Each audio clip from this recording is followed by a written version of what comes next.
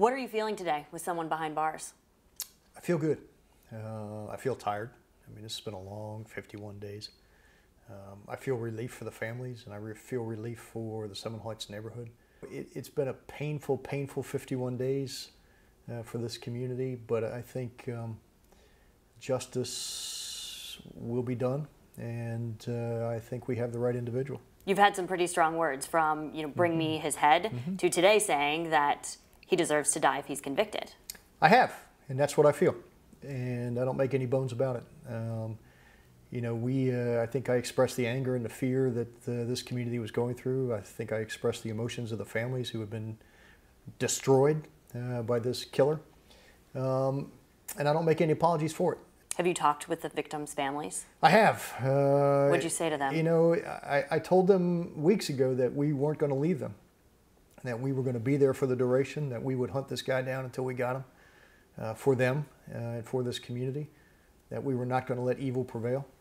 And, to see Monica's dad, who left at 3 o'clock in the morning last night from South Carolina and drove down here to be here and got here just as the press conference was ending, and to get a hug from him, and to see him in tears, it reminded me of just why we did what we did and how important it was that we not leave these victims' families, that we pursue this guy until we got him. Why are you so confident that this is the guy? I think the evidence, and we've had a lot of tips. We had over 5,000 tips. Our cops were out there 24/7 for 51 days, along with the troopers and the FBI and the sheriff's office.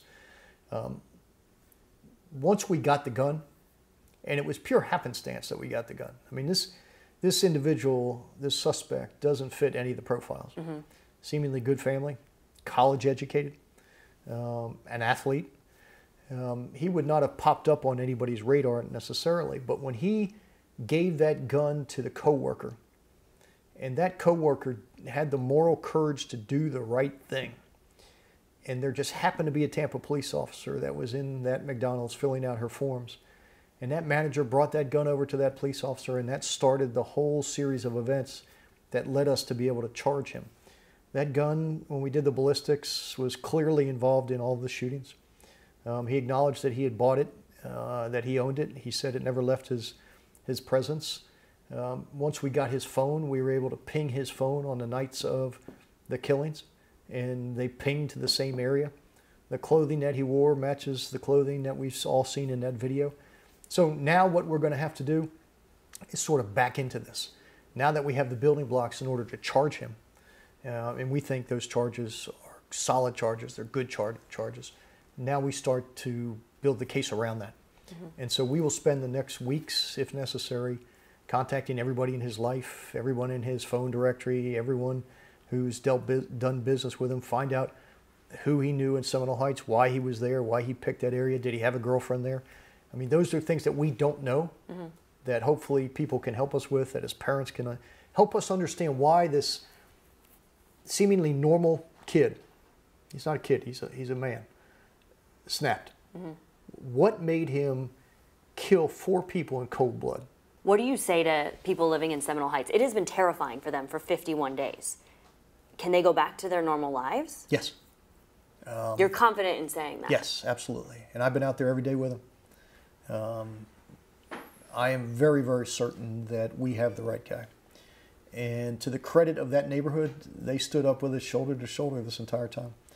I mean, I was never prouder of our city and the residents of our community than I was over the last 50-plus days interacting with the folks in Seminole Heights and Southeast Seminole Heights in particular. They weren't going to let the bad guys win. They were not going to be terrorized. They were not going to be captives in their own house. They were going to come out on the street. They were going to support law enforcement. They were going to feed our folks. They were going to look out for each other. They did everything that we asked them to do plus.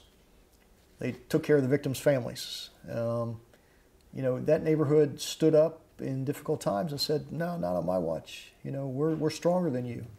We're not going to be defeated by you. And in the end, we will prevail.